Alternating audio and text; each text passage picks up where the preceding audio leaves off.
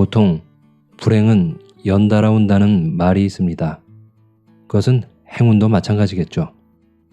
더러는 불행도 생각하기 나름이라고 말씀하시겠지만 누군가 2대에 걸쳐 불운이 겹친다면 어떨까요?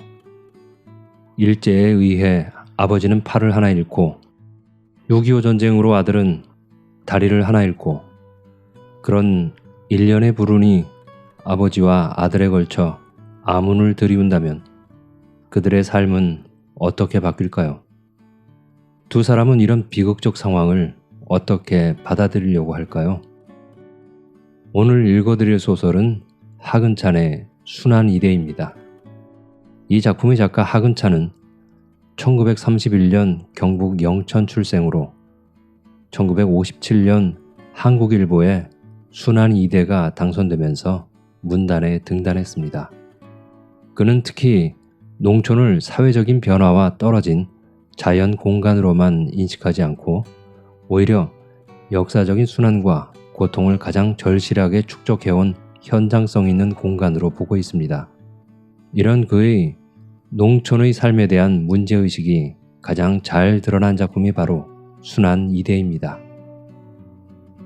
그럼 순환이대에 어떤 흥미로운 이야기가 전개될지 함께 지켜보겠습니다.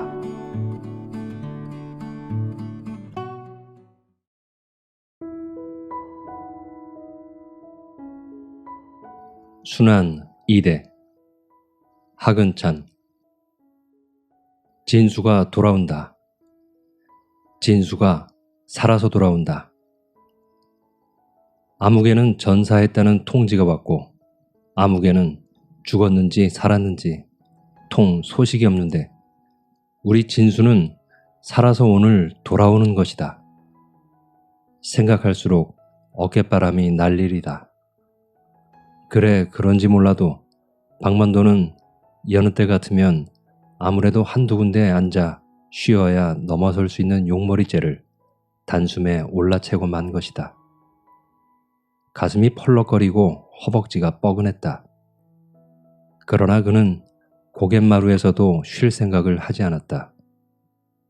들 건너 멀리 바라보이는 정거장에서 연기가 물씬물씬 피어오르며 삐익 기적소리가 들려왔기 때문이다.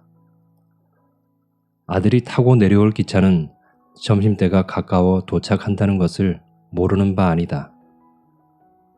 해가 이제 겨우 산등성이 위로 한 뼘가량 떠올랐으니 오정이 되려면 아직 차례 멀은 것이다. 그러나 그는 공연히 마음이 바빴다. 까짓것 잠시 앉아 쉬면 뭐 할 끼고. 만도는 손가락으로 한쪽 콧구멍을 누르면서 팽 마른 코를 풀어던졌다. 그리고 휘청휘청 고갯길을 내려가는 것이다. 내리막은 오르막에 비하면 아무것도 아니었다. 대구 팔을 흔들라 치면 절로 굴러 내려가는 것이다. 만도는 오른쪽 팔만을 앞뒤로 흔들고 있었다. 왼쪽 팔은 조끼 주머니에 아무렇게나 쑤셔놓고 있는 것이다. 3대 독자가 죽다니 말이 되나. 살아서 돌아와야 일이 옳고 말고. 그런데 병원에서 나온다 하니 어디를 좀 다치기는 다친 모양이지만 설마 나같이 이렇게사 되지 않았겠지. 만도는 왼쪽 조끼 주머니에 꽂힌 소매자락을 내려다보았다. 그 소매자락 속에는 아무것도 든 것이 없었다. 그저 소매자락만이 어깨 밑으로 덜렁 쳐져 있는 것이다. 그래서 노상 그쪽은 조끼 주머니 속에 꽂혀 있는 것이다.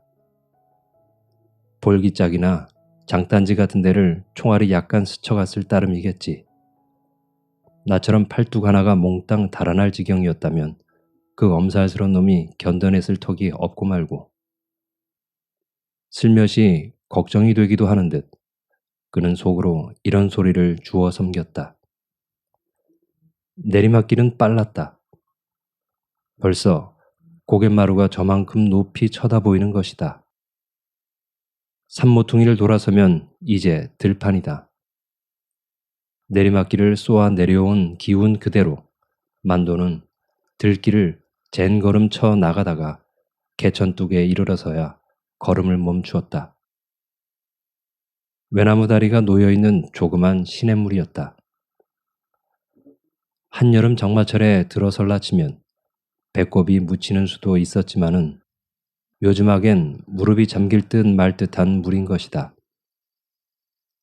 가을이 깊어지면서부터 물은 밑바닥이 환히 들여다 보일 만큼 맑아져갔다. 소리도 없이 미끄러져 내려가는 물을 가만히 내려다보고 있으면 절로 이촉이 시려온다. 만도는 물 기슭에 내려가서 쭈그리고 앉아 한 손으로 고이 춤을 풀어 헤쳤다. 오줌을 찌 갈기는 것이다.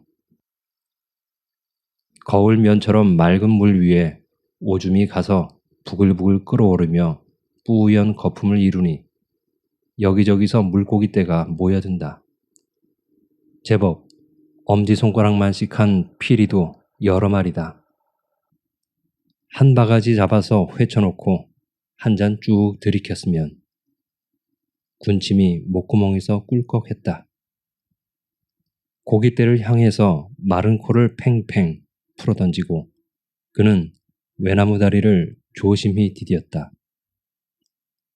길이가 얼마 되지 않는 다리였으나 아래로 몸을 내려다보면 제법 아찔했다. 그는 이 외나무 다리를 퍽 조심한다. 언젠가 한번 읍에서 술이 꽤 되어가지고 흥청거리며 돌아오다가 물에 굴러 떨어진 일이 있었던 것이다. 지나치는 사람이 없었기에 망정이지 누가 보았더라면 큰 웃음거리가 될 뻔했었다. 발목 하나를 약간 접쳤을 뿐 크게 다친 데는 없었다. 이는 가을철이었기 때문에 옷을 벗어 뚝에 널어놓고 말릴 수는 있었으나 여간 창피스러운 것이 아니었다. 옷이 말짱 젖었다거나 옷이 마를 때까지 발가벗고 기다려야 한다거나 해서가 아니었다. 팔뚝 하나가 몽땅 잘려져 나간 흉측한 몸뚱이를 하늘 앞에 드러내놓고 있어야 했기 때문이었다. 지나치는 사람이 있을라 치면 하는 수 없이 물속으로 뛰어들어가서 얼굴만 내놓고 앉아 있었다. 물이 선뜩해서 아래턱이 덜덜거렸으나 오그라붙는 사타구니를 한 손으로 꽉 움켜쥐고 버티는 수밖에 없었다. 흐흐흐. 그때 일을 생각하면 지금도 곧 웃음이 터져 나오는 것이다. 하늘로 쳐들린 콧구멍이 연방 벌름거렸다. 개천을 건너서 논두렁길을 한참 부지런히 걸어가노라면 읍으로 들어가는 한 길이 나선다. 도로변에 먼지를 뿌옇게 덮어쓰고 도사리고 앉아있는 초가집은 주막이다. 만도가 읍내 나올 때마다 한 번씩 들르고 나는 단골집인 것이다. 이 집 눈썹이 짙은 여편네와는 예사로 농을 주고받는 사이다.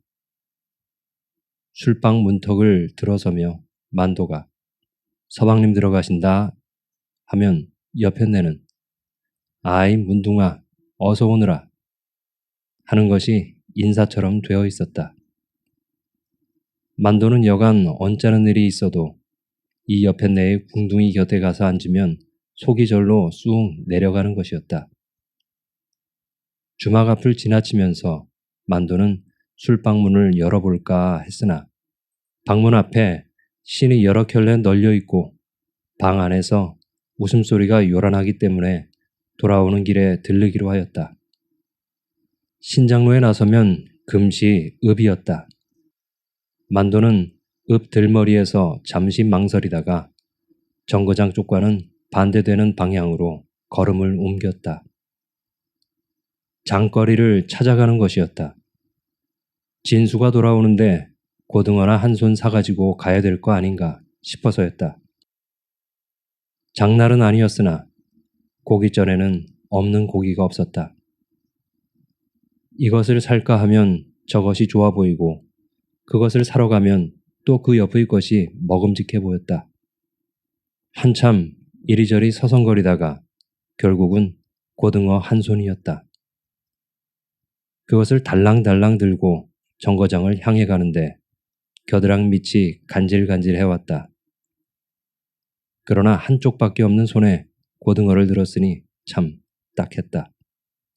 어깨 축지를 연방 위아래로 움직거리는 수밖에 없었다. 정거장 대합실에 들어선 만도는 먼저 벽에 걸린 시계부터 바라보았다. 2시 20분이었다. 벌써 2시 20분이니 내가 잘못 보았나? 아무리 두 눈을 씻고 보아도 시계는 틀림없는 2시 20분이었다. 한쪽 걸상에 가서 궁둥이를 붙이면서도 곧장 미심쩍어 했다. 2시 20분이라니. 그럼 벌써 점심때가 겨웠단 말인가? 말도 아닌 것이다. 자세히 보니 시계는 유리가 깨어졌고 먼지가 꺼멓게 앉아 있었다. 그러면 그렇지. 엉터리였다. 벌써 그렇게 되었을 리가 없는 것이다. 여보이소, 지금 몇 신교? 맞은편에 앉은 양복쟁이한테 물어보았다. 10시 40분이요. 예, 그런교. 만도는 고개를 굽시라고는 두 눈을 연방 껌뻑거렸다. 10시 40분이라. 보자. 그럼 아직도 1시간이나 넘어 남았구나. 그는 안심이 되는 듯 숨을 내쉬었다. 관련을 한 개 빼물고 불을 댕겼다. 정거장 대합실에 와서 이렇게 도사리고 앉아 있노라면 만도는 곧잘 생각나는 일이 한 가지 있었다. 그 일이 머리에 떠오르면 등골을 찬 기운이 쫙 스쳐 내려가는 것이었다. 손가락이 시퍼렇게 굳어진 이끼 낀 나무 토막 같은 팔뚝이 지금도 저만큼 눈앞에 보이는 듯했다. 바로 이 정거장 마당에 100명 남짓한 사람들이 모여 웅성거리고 있었다. 그 중에는 만도도 섞여 있었다. 기차를 기다리고 있는 것이었으나 그들은 모두 자기네들이 어디로 가는 것인지 알지를 못했다. 그저 차를 타라면 탈 사람들이었다. 징용에 끌려나가는 사람들이었다. 그러니까 지금으로부터 12, 13년 옛날의 이야기인 것이다. 북해도 탄광으로 갈 것이라는 사람도 있었고 틀림없이 남양군도로 간다는 사람도 있었다. 더러는 만주로 가면 좋겠다고 하기도 했다. 만도는 북해도가 아니면 남양군도일 것이고 거기도 아니면 만주겠지. 설마 저희들이 하늘 밖으로야 끌고 가겠느냐고 아무렇지도 않은 듯이 그 들창고로 담배 연기를 푹푹 내뿜고 있었다. 그러나 마음이 좀 덜 좋은 것은 마누라가 저쪽 변소 모퉁이 벚나무 밑에 우두커니 서서 한눈도 안 팔고 이쪽만을 바라보고 있는 때문이었다. 그래서 그는 주머니 속에 성냥을 두고도 옆 사람에게 불을 빌리자고 하며 슬며시 돌아서 버리곤 했다. 플랫폼으로 나가면서 뒤를 돌아보니 마누라는 울 밖에 서서 수건으로 코를 눌러대고 있는 것이었다. 만도는 코허리가 찡했다. 기차가 꽥꽥 소리를 지르면서 덜커덩 하고 움직이기 시작했을 때는 정말 덜 좋았다. 눈앞이 뿌옇게 흐려지는 것을 어쩌지 못했다. 그러나 정거장이 까맣게 멀어져 가고 차창 밖으로 새로운 풍경이 휙휙 날아들자 그제서야 아무렇지도 않아지는 것이었다. 오히려 기분이 유쾌해지는 것 같기도 했다. 바다를 본 것도 처음이었고 그처럼 큰 배에 몸을 실어본 것은 더구나 처음이었다. 배 밑창에 엎드려서 꽥꽥 개워내는 사람들이 많았으나 만도는 그저 골이 좀 띵했을 뿐 아무렇지도 않았다. 더러는 하루에 2개씩 주는 뭉칫밥을 남기기도 했으나 그는 한꺼번에 하루 것을 뚝딱 해도 시원찮았다. 모두들 내릴 준비를 하라는 명령이 떨어진 것은 사흘째 되는 날 황혼 때였다. 제가끔 보찜을 챙기기에 바빴다. 만도도 호박덩이만한 보따리를 옆구리에 덜렁 찼다. 가판 위에 올라가 보니 하늘은 활활 타오르고 있고 바닷물은 불에 녹은 쇠처럼 벌겋게 출렁거리고 있었다. 지금 막 태양이 물 위로 뚝딱 떨어져 가는 것이었다. 햇덩어리가 어쩌면 그렇게 크고 붉은지 정말 처음이었다. 그리고 바다 위에 주황빛으로 번쩍거리는 커다란 산이 둥둥 떠 있는 것이었다. 무시무시하도록 황홀한 광경에 모두들 딱 벌어진 입을 다물 줄 몰랐다. 만도는 어깨마루를 버쩍 들어올리면서 희야 고함을 질러댔다. 그러나 섬에서 그들을 기다리고 있는 것은 숨막히는 더위와 강제노동과 그리고 잠자리만 씩이나 한 모기떼 그런 것뿐이었다.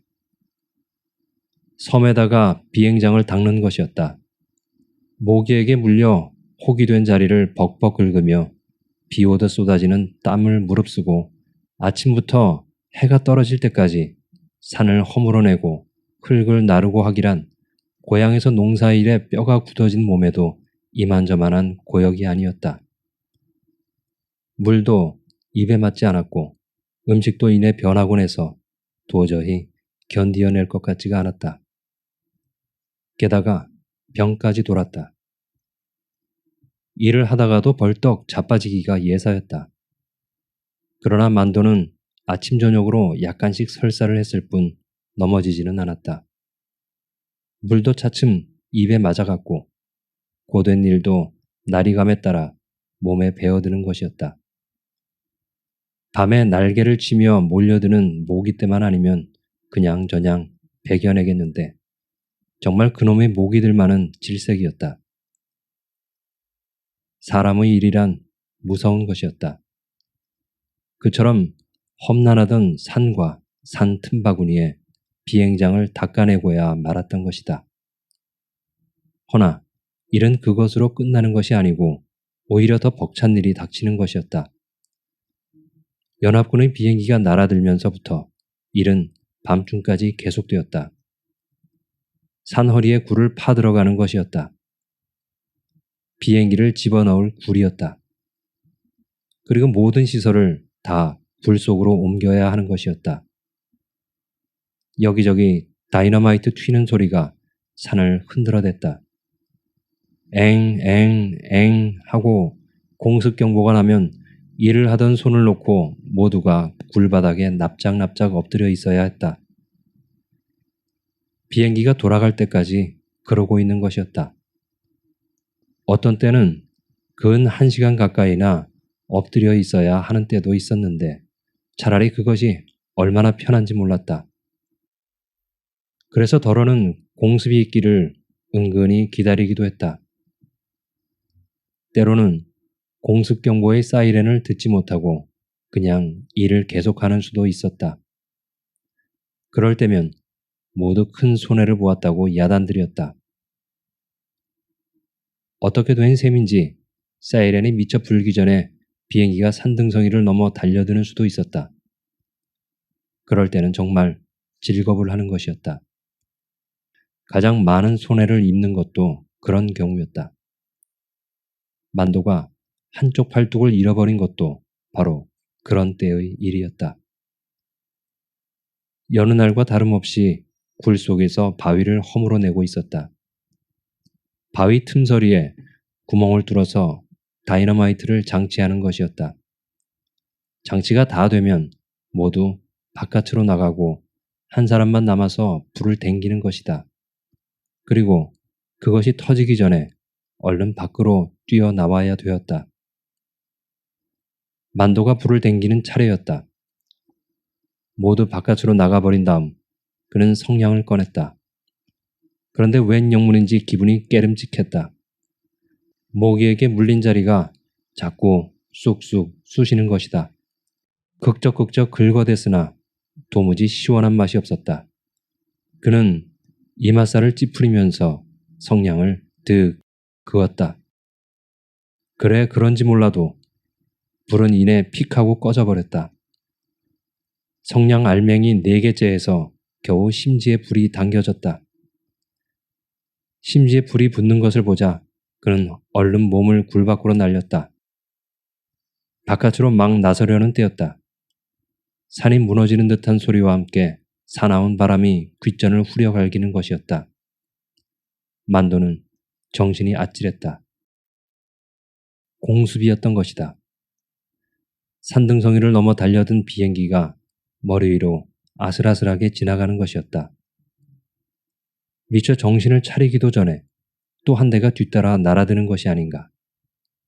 만도는 그만 넋을 잃고 굴 안으로 도로 달려들어갔다. 달려들어가서 굴 바닥에 아무렇게나 팍 엎드려져 버리고 말았다. 그 순간이었다. 꽝!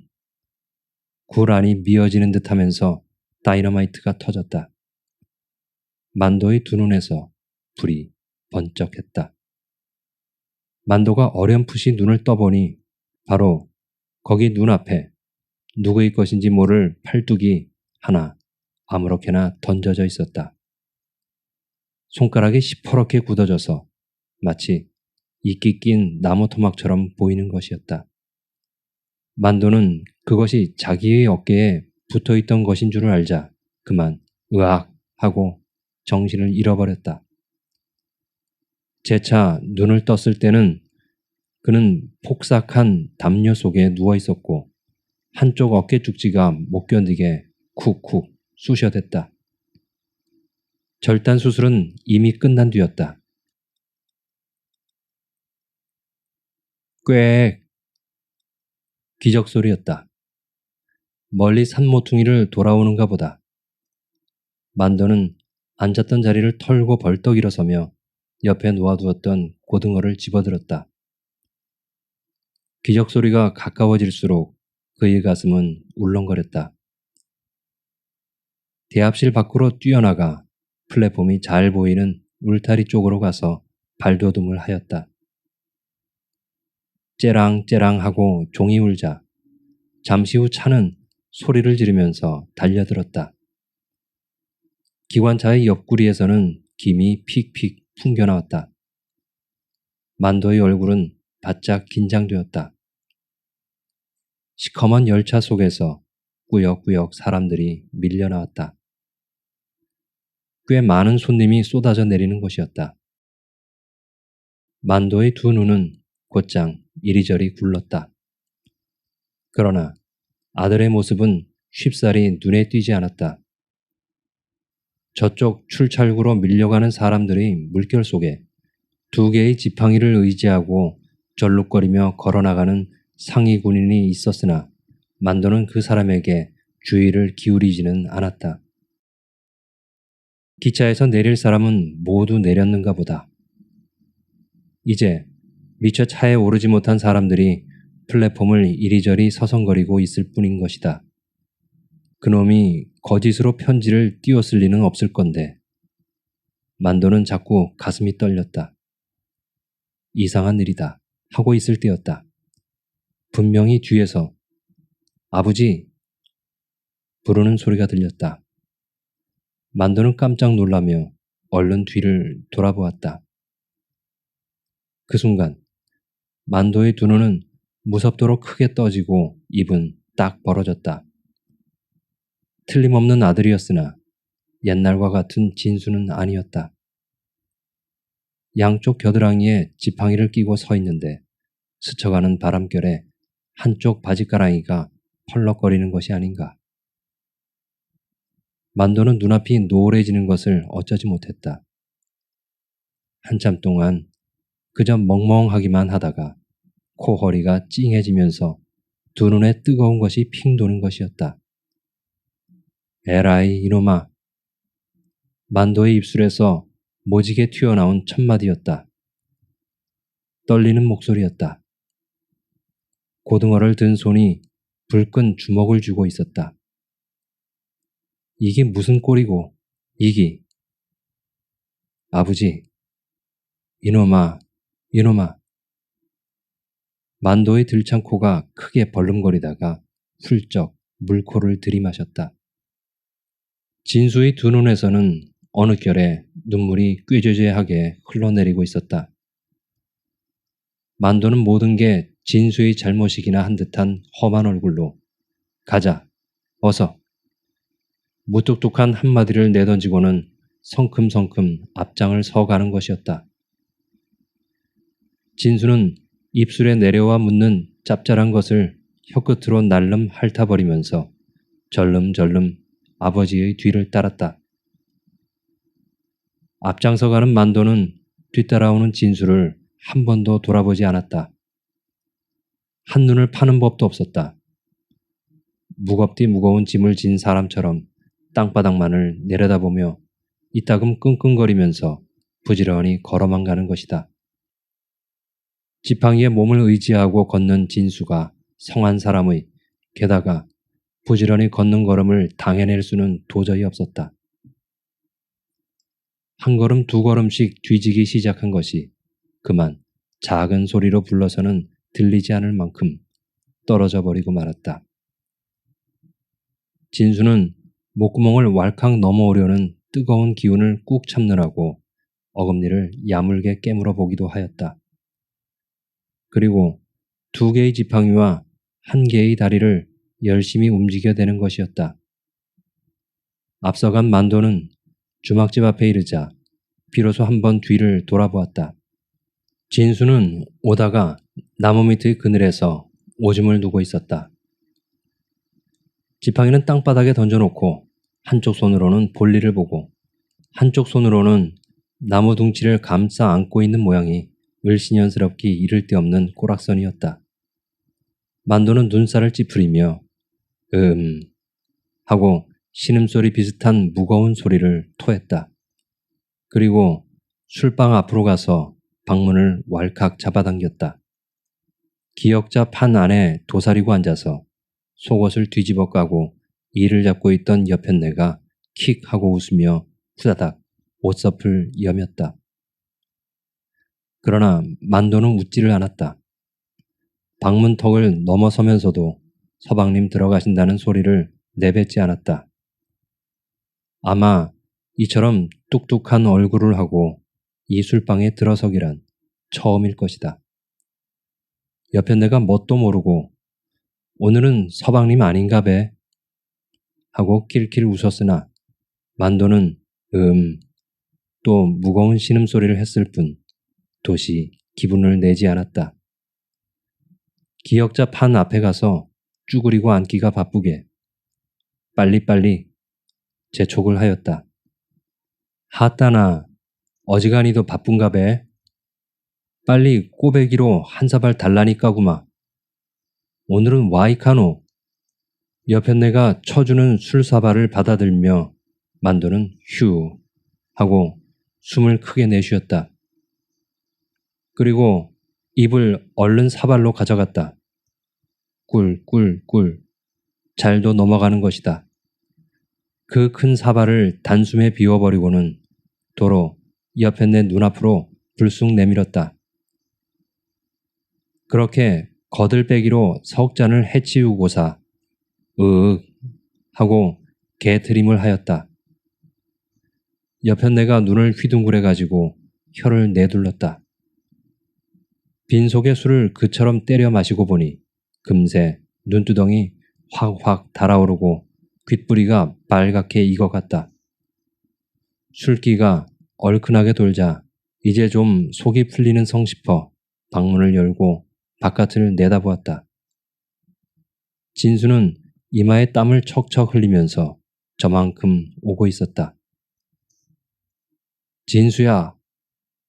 버럭 소리를 질렀다. 이리 들어와 보래. 진수는 아무런 대꾸도 없이 어기적 다가왔다. 다가와서 방 문턱에 걸터 앉으니까 여편네가 보고 방으로 좀 들어오이소 하였다. 여기 조심더. 그는 수세미 같은 손수건으로 이마와 코 언저리를 아무렇게나 훔친다. 마, 아무 데서나 묵어라. 저 국수 한 그릇 말아주소. 야, 코빼기로 잘 좀, 참기름도 치소.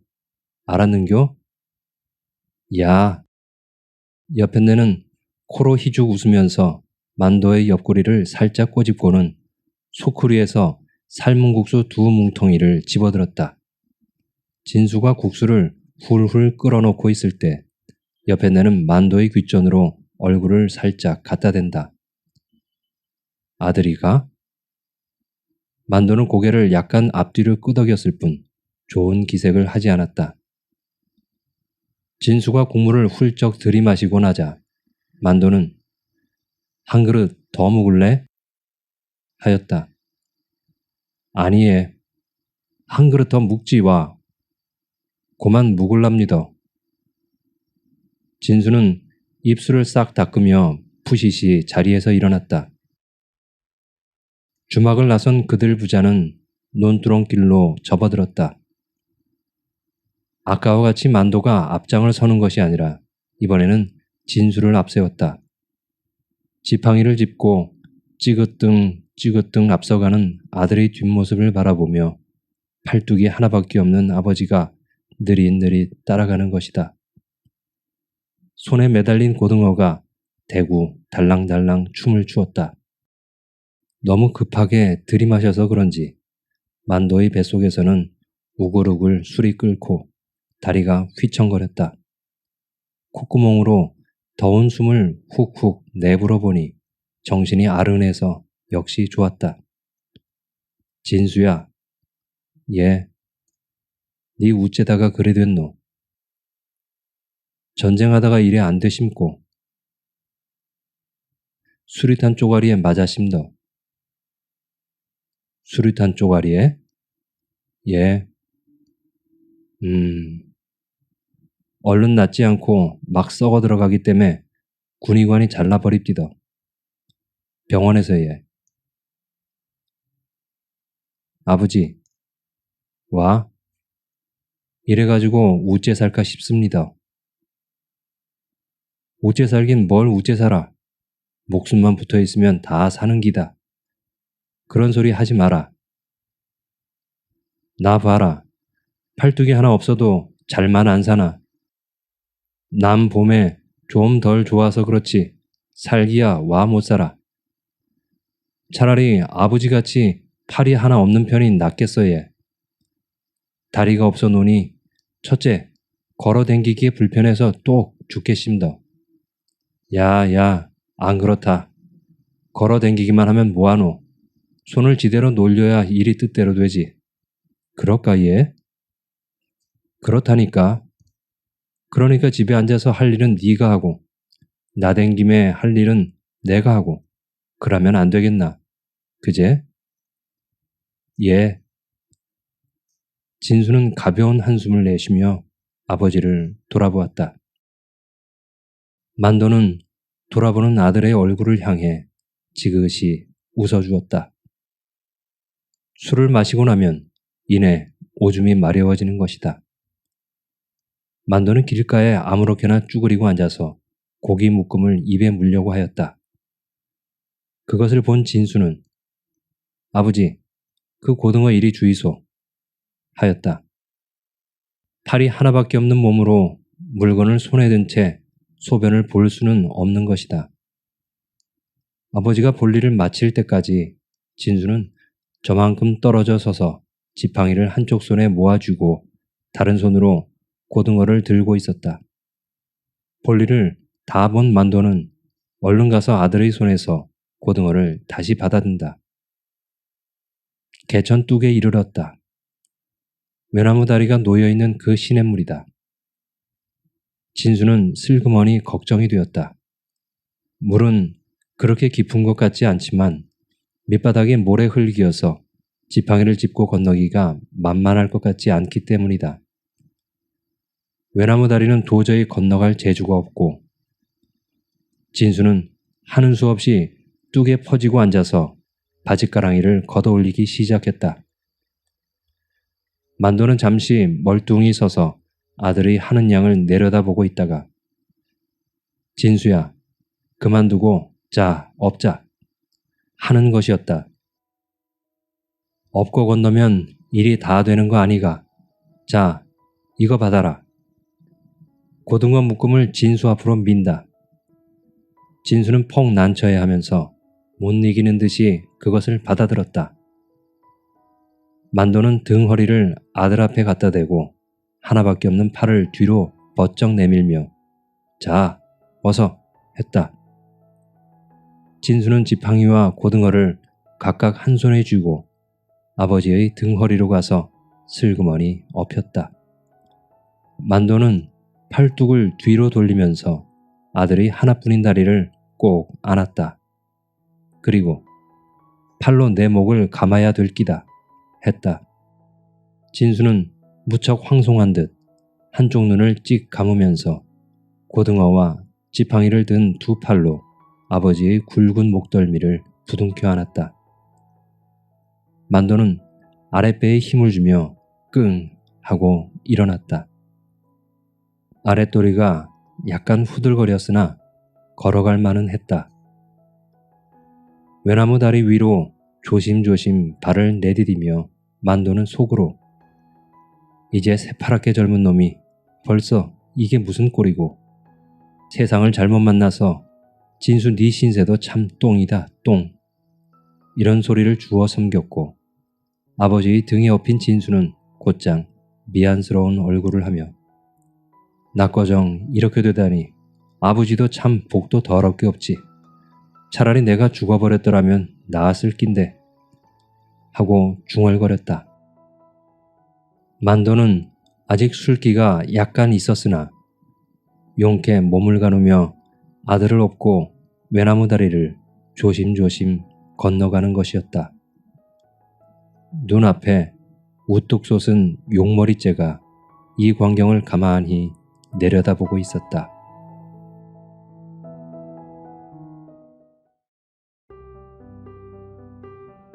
어떻게 감상하셨나요? 이 작품은 과거와 현재의 시간을 서로 교차시키며 일제에 의해 팔을 하나 잃은 만도와 6.25 전쟁으로 다리를 하나 잃은 아들 진수의 이야기입니다.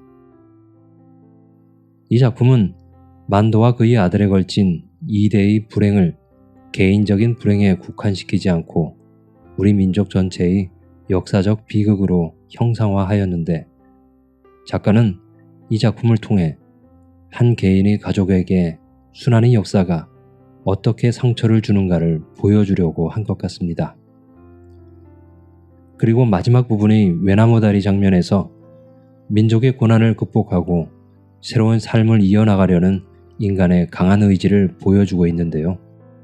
이는 어려운 현실 상황 속에서도 서로가 의지한다면 그 모든 고통들을 극복해 나갈 수 있을 것이라는 가히 희망적인 메시지를 던져주는 소설입니다. 오늘날의 현실과도 어느 정도 맞닿아 있는 것 같아 조금 더 가슴에 남는 작품이라고 생각됩니다. 여러분들의 생각은 어떠신가요? 지금까지 하근찬의 순환이 되었습니다. 다음에도 좋은 작품으로 또 찾아뵙겠습니다. 끝까지 함께 해주신 여러분 감사합니다.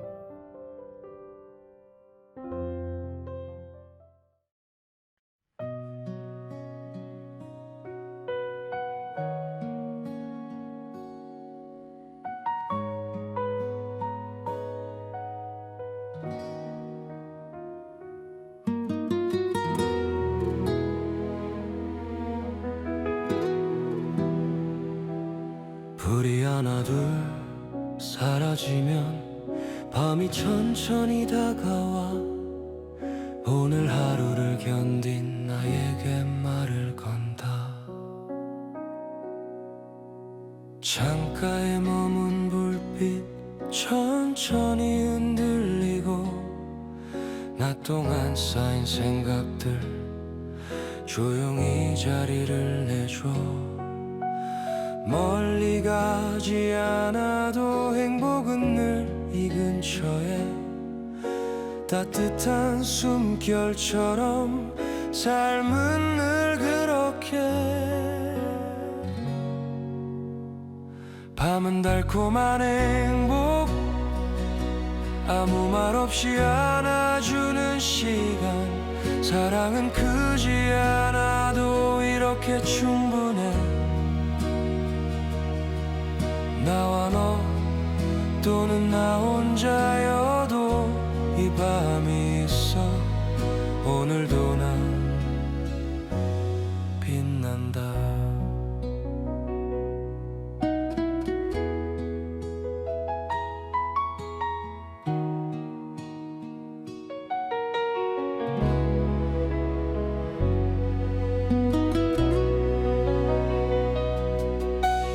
테이블 위에 남은 온기, 식지 않은 마음 같아. 내일이 조금 낯설어도 지금은 괜찮아. 사랑은 약속보다 함께 견뎌주는 것. 아무 말 하지 않아도 곁에 있어주는 것. 밤은 달콤한 행복, 깊어지는 이 시간. 사랑은 조용히 와서 마음을 달래네. 이 밤이 있어, 난 여기 있어. 밤은 달콤한 행복, 지나온 날들을 덮어주고. 사랑은 더 가까이 지금 여기 있어. 눈을 감아도 느끼는 것 그 하나면 충분해. 이 밤과 함께 우리 삶은 이어져.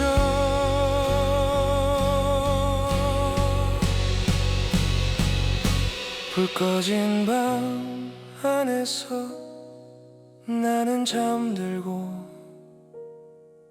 밤은 끝까지 내 곁을 지켜주네.